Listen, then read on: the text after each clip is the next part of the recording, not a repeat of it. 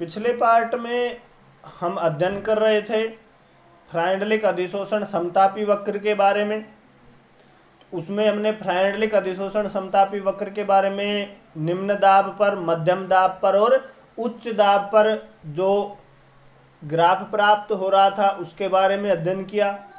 इस पार्ट में हम अध्ययन करेंगे विलयन प्रावस्था से अधिशोषण के बारे में कि भाई विलयन प्रावस्था है कि भाई कोई भी विलय है और उस विलय में यदि हम ठोस अधिशोषक डालते हैं या फिर कोई भी अधिशोषक पदार्थ डालते हैं तो उसमें अधिशोषण होता है या फिर नहीं होता है। तो इन सब के बारे में बात करेंगे। तो बात करते हैं विलयन प्रावस्था में अधिशोषण के बारे में। तो कोई भी द्रव विलयन है, उस द्रव विलयन में जो अधिशोषक होता है वो अधिशोषक किसी एक विलेय पदार्थ को क्या कर लेता है, अधिशोषित कर लेता है, जबकि जो दूसरा जो पदार्थ है चाहे वो विलेय हो या फिर विलायक है उसका अधिशोषण नहीं करता है। जैसे अगर हम बात करें कि कोई भी द्रव विलयनों की बात करें, द्रव विलयन में यदि हम क्या डाल दें, अधिशोषक डाल दें, तो अधिशोषक डाल देते हैं तो उसमें क्या होता है कि भाई एक जो पदार्थ होगा उसका तो क्या हो जाएगा, अधिशोषण हो जाएगा, चाहे वो विलय हो या फिर विलायक हो।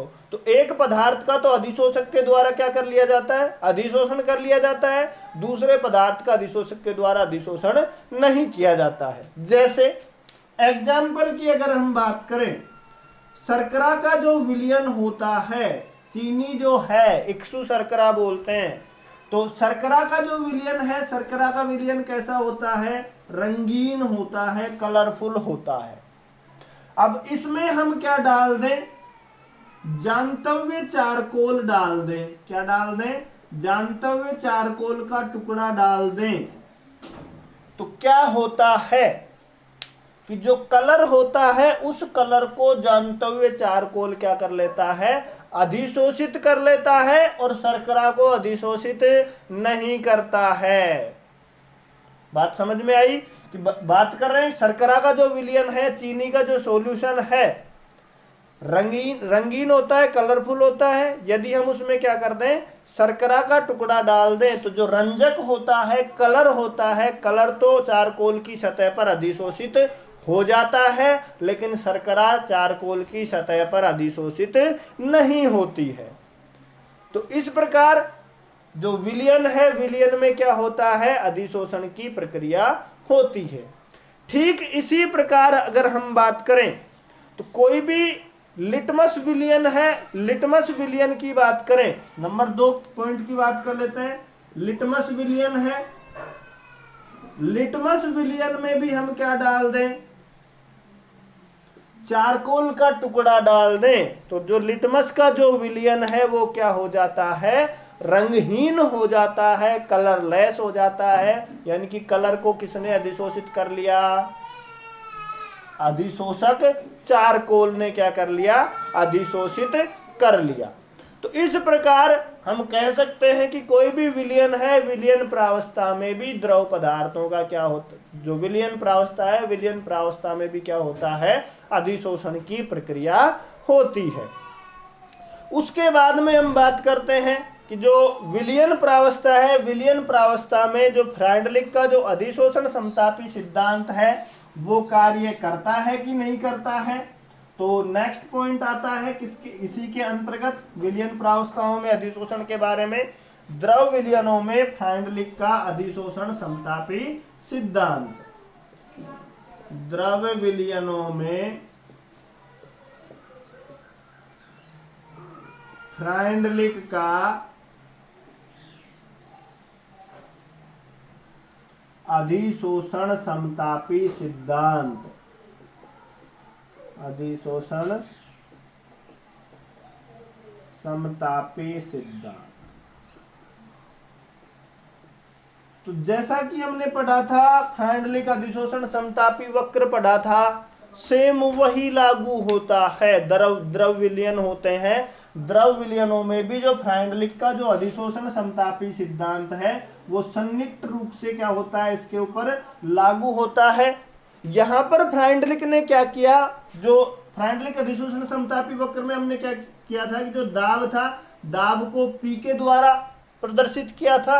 यहां पर जो साम्य है उस साम्य को C के द्वारा प्रदर्शित किया, यानी कि P के स्थान पर किसका प्रयोग किया, C का उपयोग किया, सांद्रता का प्रयोग किया। तो द्रव विलयनों में फ्राइडलिक ने अधिशोषण समतापी जो सिद्धांत समझाया, वहां पे फ्राइडलिक अधिशोषण समतापी सिद्धांत था, वहां पे तो दाब P का प्रयोग किया।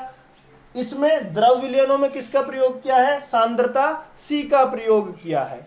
और क्या क्या स्थितियां प्रस्तुत की, सेम वही स्थितियां प्रस्तुत की हैं जो हमने फ्राइडलिक अधिशोषण समतापी वक्र में प्रस्तुत की। तो देखिए नंबर 1 बात कर लेते हैं, कौन सी, जब सांद्रता क्या हो, निम्न हो। तो नंबर 1 पॉइंट आता है, जब सांद्रता कैसी है, विलयनों की सांद्रता कैसी हो, निम्न अवस्था में हो। वहां पर हम पहला पॉइंट क्या था, जब दाब क्या हो, निम्न हो। तो सांद्रता निम्न हो, तो सांद्रता निम्न में वही आएगा, ग्राफ सरल रेखा में है। कैसा है ग्राफ, सरल रेखा में है, जो ये प्रदर्शित करता है कि भाई x/m की जो मात्रा है वो सांद्रता C के समानुपाती है। पहला पॉइंट जो फ्राइडलिक अधिशोषण समतापी सिद्धांत में पढ़ा था, सेम वही आएगा। तो क्या बताया, x/m समानुपाती क्या हो जाएगा, Kc या समानुपाती C।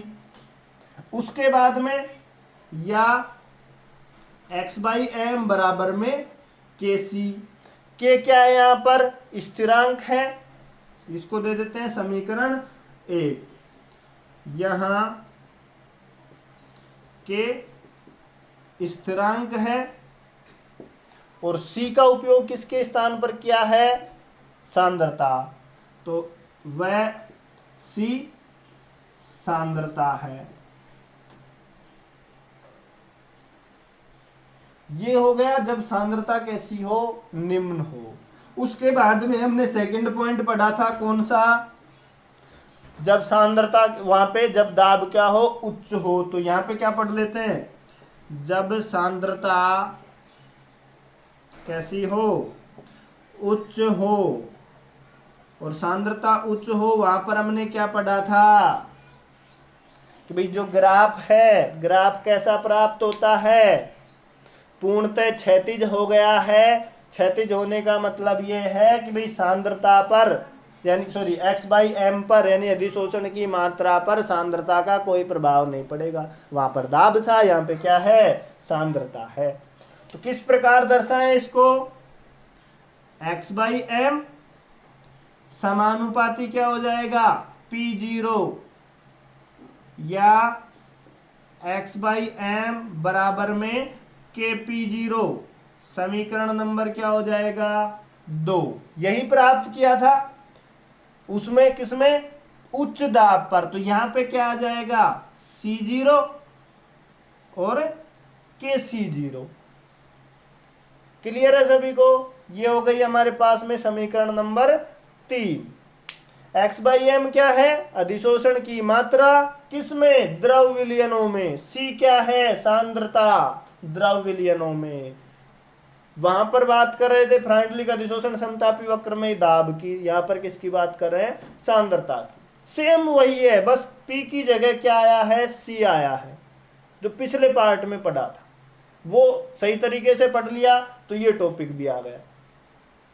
उसके बाद में हमने बात की थी नंबर 3 पॉइंट, क्या था, मध्यम दाब पर। और अब इसमें क्या आ जाएगा, जब सांद्रता क्या हो, मध्यम हो। जब सांद्रता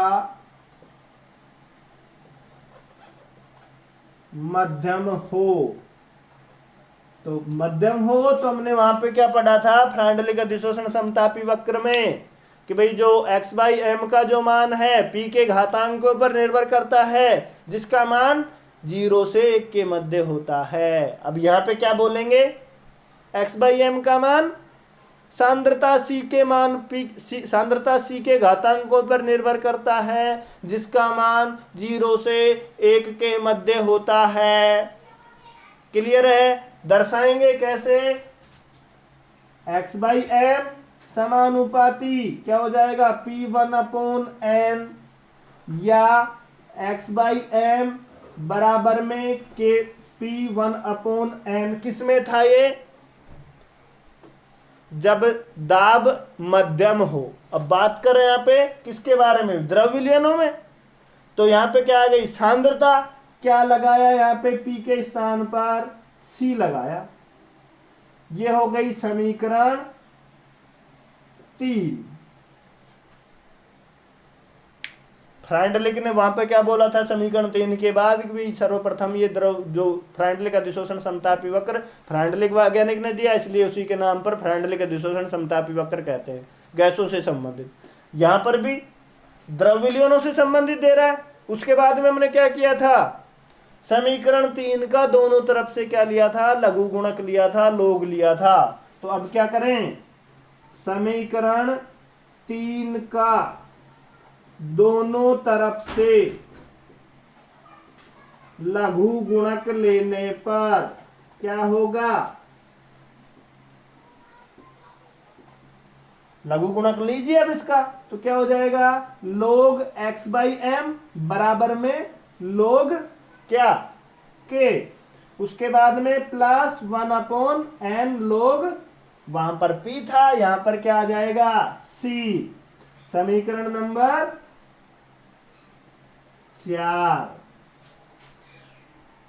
सेम वही प्रोसीजर चल रही है जो हमने फ्राइंडलिक अधिशोषण समतापी वक्र में पढ़ी थी, दाब के प्रभाव के अंतर्गत। अब यहां पर द्रव विलयनों में पढ़ रहे हैं, तो P के स्थान पर क्या आ गया? C। देखिए सभी में क्या रंग लगाया है? सांद्रता C का प्रयोग किया गया है। अब क्या हो जाएगा? यहां पे इसकी अगर हम बात करें, इन बिंदुओं के बारे में बता दूं, फिर आगे की बात करते हैं। बिंदु वैसे तो पता ही है कि क्या है, यहाँ पे स्थिरांक है, C क्या है? सांद्रता है, x की स्मॉल x को जानते हो, अधिशोष्य का भार है ये। स्मॉल x क्या है? अधिशोष्य का भार। स्मॉल m क्या है? अधिशोषक की मात्रा।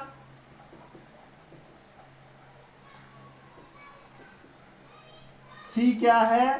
सांद्रता विलयनों की। K क्या है? स्थिरांक है। और N भी क्या है? स्थिरांक है, जिसका मान किस पर निर्भर करेगा? अधिशोष्य व अधिशोषक की प्रकृति पर निर्भर करेगा। समीकरण 4 प्राप्त हो चुकी है, मुख्य बिंदुओं के बारे में भी पता चल चुका है। अब क्या करते हैं हम? समीकरण 4 पर ध्यान दीजिए। नोट तो कर ही लिया होगा, वीडियो को थोड़ा रिवर्स करके पॉज कीजिए और नोट कीजिए। उसके बाद में बात कर रहे हैं हम, समीकरण 4 प्राप्त हो चुकी है। यदि log x बाई एम व log p के मध्य ग्राफ खींचा जाए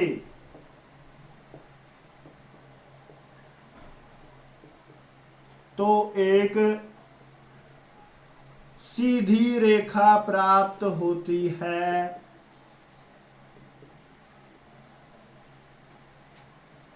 जिसका ढाल 1/n व अंतःखंड log k के बराबर होगा। यही लिखा था किसमें? फ्राइंडलिक अधिशोषण समतापी में। यही बात लिखेंगे किसमें? द्रव विलयनों में फ्राइंडलिक का अधिशोषण समतापी सिद्धांत। ग्राफ खींच लेते हैं, सेम वही ग्राफ है। किस किस के मध्य में ग्राफ खींचें? log x बाई एम, और वहां पे खींचा था log p के मध्य में। यहां पे किसके मध्य में खींचेंगे? log c के मध्य में। यही अंतर है।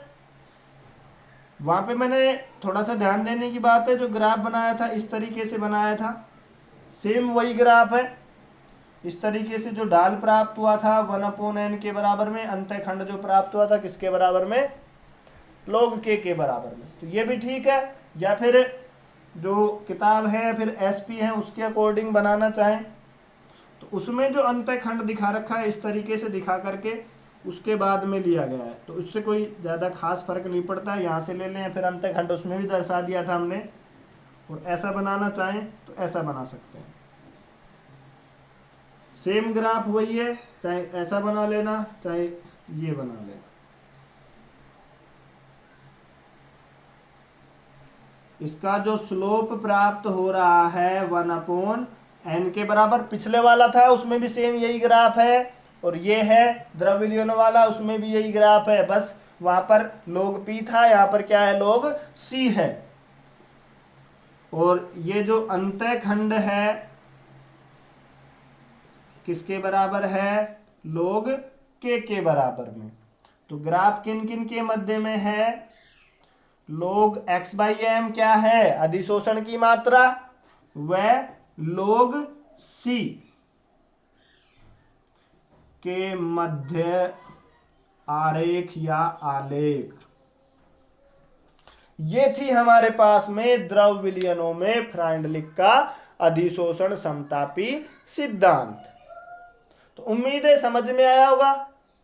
जो फ्राइंडलिक अधिशोषण समतापी वक्र पिछले पार्ट में पढ़ा था वो समझ में आ गया, तो ये भी समझ में आ गया, बस P के स्थान पर C का प्रयोग हुआ है। तो उम्मीद है द्रव विलयनों में फ्राइंडलिक का अधिशोषण समतापी सिद्धांत समझ में आया होगा। उसके बाद में जो द्रव विलयन में अधिशोषण की प्रक्रिया है उसमें क्या क्या प्रेक्षण प्राप्त किए गए, उन प्रेक्षणों की बात करें तो जो अधिशोषण की जो सीमा है विलयन में उपस्थित विलेय की सांद्रता पर निर्भर करती है। दूसरी अगर हम बात करें, अधिशोषण की जो सीमा है ताप बढ़ाने पर घटती है। तीसरी बात, अधिशोषण की जो सीमा है अधिशोष्य व अधिशोषक की प्रकृति पर भी निर्भर करती है। इसके साथ साथ में चौथी बात करें, अधिशोषण की जो सीमा है अधिशोषक के पृष्ठ क्षेत्रफल बढ़ने पर भी क्या होती है, बढ़ती है। तो ये प्राप्त किए, क्या प्रेक्षण प्राप्त किए गए द्रव विलयनों में फ्राइंडलिक अधिशोषण समतापी सिद्धांत के अनुसार। दोबारा से रिपीट कर देता हूं, अधिशोषण की जो सीमा है विलयन प्रावस्था में विलेय की सांद्रता पर भी निर्भर करती है। नंबर 2 पॉइंट, अधिशोषण की सीमा अधिशोषक यानी कि विलेय और विलायक की प्रकृति पर भी निर्भर करती है। तीसरी बात कि भाई ताप बढ़ाते हैं तो अधिशोषण की सीमा घटती है। चौथी बात, पृष्ठ क्षेत्रफल बढ़ता है तो भी अधिशोषण की जो प्रकृति है वो अधिशोषण की सीमा बढ़ती है। पांचवी बात, अधिशोषण की जो सीमा है अधिशोष्य व अधिशोषकों की प्रकृति पर भी निर्भर करती है। तो ये था हमारे पास में द्रव विलयनों में फ्राइंडलिक का अधिशोषण समतापी सिद्धांत, यानी कि जो विलयन प्रावस्था है विलयन प्रावस्था में अधिशोषण। उम्मीद है ये आपको समझ में आया होगा। उसके बाद में नेक्स्ट पार्ट में हम बात करेंगे अधिशोषण के अनुप्रयोग, कि भाई जो अधिशोषण है वो दैनिक जीवन में या फिर हमारे जो अधिशोषण है उसके क्या क्या प्रयोग हैं, किन किन चीजों में काम आ रहा है, उनके बारे में अध्ययन करेंगे। तो वीडियो को पॉज कीजिए और नोट कीजिए। मिलते हैं नेक्स्ट पार्ट में।